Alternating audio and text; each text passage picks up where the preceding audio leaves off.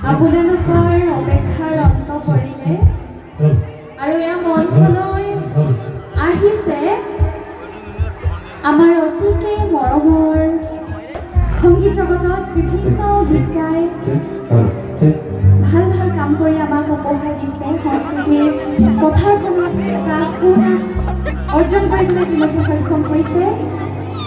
আৰু এয়া আমি মঞ্চলৈ আমন্ত্ৰণ জনাইছোঁ সাদৰেৰে আমন্ত্ৰণ জনাইছোঁ বহাগৰ নিশা জীপাল কৰিবলৈ কণ্ঠশিল্পী নিতুল দাধৰা তোমাৰ এটা হাত চাপৰি বিচাৰিম এয়া মঞ্চত নিতুল দাধৰা এটা ডাঙৰ হাত চাপৰিৰে আমি তেখেতক আমন্ত্ৰণ জনাইছোঁ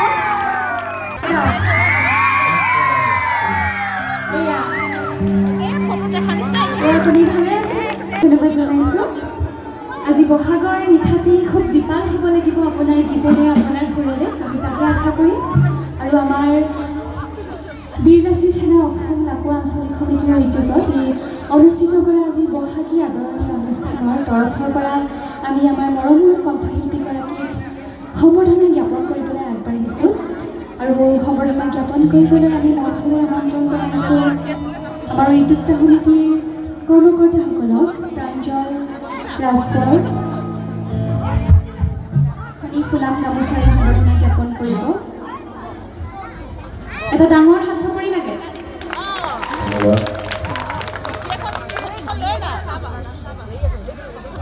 আৰু সম্বৰ্ধনা পত্ৰখিনি আগবঢ়াবলৈ আমি মঞ্চলৈ আমন্ত্ৰণ জনাইছোঁ দীপু ৰাজপৰক লগতে সমূহ কৰ্মকৰ্তাক আমি মঞ্চলৈ আমন্ত্ৰণ জনাইছোঁ আমি সমূহ কৰ্মকৰ্তাক মঞ্চলৈ আমন্ত্ৰণ জনাইছোঁ